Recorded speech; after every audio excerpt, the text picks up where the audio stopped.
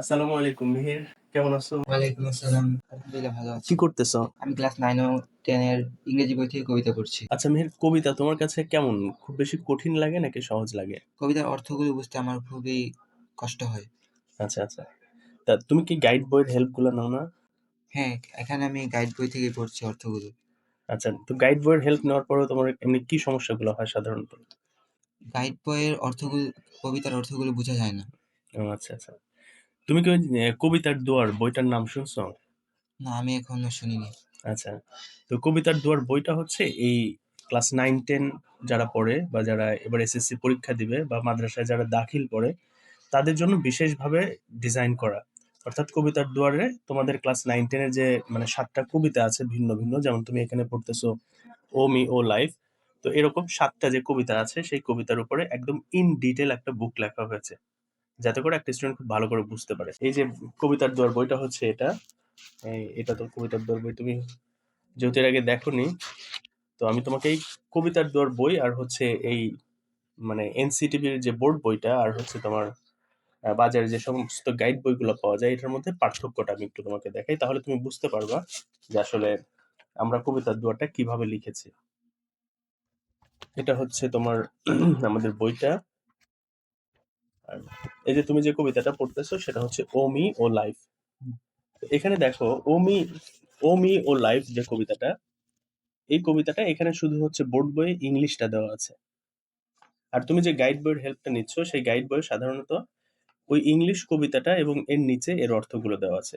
অর্থগুলো কেন তোমাদের বুঝে আসে না, এটার পিছনের কারণটা হচ্ছে এগুলো কাব্যিক অর্থ।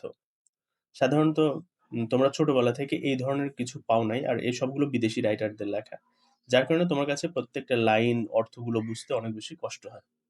তো আমরা কবিতার দুয়ারে যে কাজটা করেছি তুমি একটু খেয়াল করলে দেখবা। আমি প্রথমে এইটার সাথে একটু ম্যাচ করে দিই। দেখো এখানে কবিতার লেখা ইংলিশে, হুম, সেই সাথে এটার কিছু প্রয়োজনীয় কোশ্চেন্স গুলো দেওয়া আছে। হ্যাঁ, তুমি গাইড বই থেকে পড়লে যেটা দেখতে পাচ্ছ, কবিতার এখানে নর্মালি কবিতাটা এবং ওইটার পূর্ণাঙ্গ একটা অর্থ দেওয়া আছে, বাট কঠিন ভাবে লেখা। আমরা আমাদের বইতে যেটা করেছি সেটা হচ্ছে যে দেখো এই যে প্রথমে লেখা আছে O me O life of the questions of this recurring. তাহলে এই যে প্রথম লাইন, সেই প্রথম লাইনের অর্থ যেটা সেটা লিখে দিয়েছি, দ্বিতীয় লাইন সেটার অর্থ লিখে দিয়েছি, তৃতীয় লাইন সেটার অর্থ লিখে দিয়েছি, এইভাবে প্রত্যেকটা লাইন বাই লাইন আমরা অর্থগুলো লিখে দিয়েছি। এখানে তুমি যেটা দেখতে পাচ্ছ যে তোমার পুরো কবিতাটা একসাথে দেওয়া, অর্থগুলো একসাথে দেওয়া। আর আমরা যেটা করেছি যে তোমার পুরো কবিতা প্রত্যেকটা লাইন বাই লাইন অর্থ দিয়েছি। আচ্ছা, শুধু এখানেই না, আমরা আর একটা কাজ করেছি তোমার কাছে যাতে অর্থগুলো আরো বেশি সহজ মনে হয়, এজন্য দেখো আমরা লিখেছি দুয়ার খুলে দেওয়া ব্যাখ্যার রাজ্যে তোমাকে স্বাগতম। এখানে আরো সহজ অর্থ লিখছি। এই আরো সহজ অর্থের মধ্যে দেখো যে তুমি এটা যখন পড়বা, পরবর্তীতে এটা পড়লে তোমার কাছে আরো ক্লিয়ার হয়ে যাবে। এই জায়গায় শেষ নয়, আমরা আরেকটা যে কাজ করেছি, তোমার কবিতাটা যাতে তোমার মাথায় বা প্রত্যেকটা স্টুডেন্টের ক্লাস 9-10 বা দাখিলে যারা পড়ে প্রত্যেকের খুব বেশি সহজে মনে থাকে, যার কারণে পুরো কবিতার আমরা একটা সামারি লিখে দিয়েছি। অর্থাৎ এই সামারি লিখলে মানে এই সামারিটা যখন তুমি পড়বা, পড়লে তোমার কাছে পুরো কবিতাটা আরো বেশি ক্লিয়ার হয়ে যাবে। এখানে কিন্তু শেষ করিনি, আরো যে কাজটা করেছি আমরা, এই পুরো কবিতার একটা অ্যানালাইসিস পার্ট আমরা দিয়েছি। এই অ্যানালাইসিস পার্টটা তুমি যখন পড়বা তোমার কাছে কবিতা আরো বেশি ক্লিয়ার হয়ে যাবে। এরপরে কবিতার সবচেয়ে গুরুত্বপূর্ণ একটা বিষয়, সেটা হচ্ছে কবিতার থিম। তুমি এখানে দেখতে পাচ্ছ আমরা থিম লিখেছি। এই কবিতাটাতে কি কি উদ্দেশ্য বা কি কি বিষয় সেটা থিমের মধ্যে আমরা সবকিছু লিখে দিয়েছি। আচ্ছা, এখন তুমি তো class 9-10 English first paper second paper পড়বা। এখানে দেখবা যে তোমার অনেক গ্রামার, অনেকগুলো ফার্স্ট পেপারের প্যাসেজ, এগুলো পড়ার ভিড়ে অনেক সময় কবিতাটা তোমার মনে নাও থাকতে পারে। হুম, তুমি 7 দিন আগে পড়ছো বা 10 দিন 1 মাস আগে পড়েছো, পরে একটু কিছুটা ভুলে গেছো। তোমার যাতে পুরো কবিতাটা অল্প কথার মধ্যে মনে থাকে, যার কারণে আমরা ইন শর্ট অংশ নামক একটা অংশ, যেটা সংক্ষেপে তুমি পুরো কবিতার যে সার কথা সেটা মনে রাখতে পারো, সেটাও দিয়েছি। আচ্ছা, এইটুকুন থেকে তোমার কাছে কি মনে হচ্ছে যে তুমি যে গাইড বইটা সাধারণত যেখান থেকে হেল্প নাও, এইটা আর এটার মধ্যে তোমার কাছে একটা পার্থক্যটা এখন কি মনে হচ্ছে? আমার মনে হয় এখান থেকে পড়লে আমি ভালো বুঝতে পারবো। আচ্ছা আচ্ছা, শুধু এখানে শেষ করিনি, আরেকটা জিনিস দেখো। পরীক্ষায় হচ্ছে তোমার স্কুলের পরীক্ষা হোক বা হচ্ছে তোমার বোর্ড পরীক্ষা হোক, যখন তুমি এসএসসি পরীক্ষা দিবা, তো স্কুলের পরীক্ষা বা বোর্ড পরীক্ষায় তোমার ৮টা প্রশ্ন আসবে।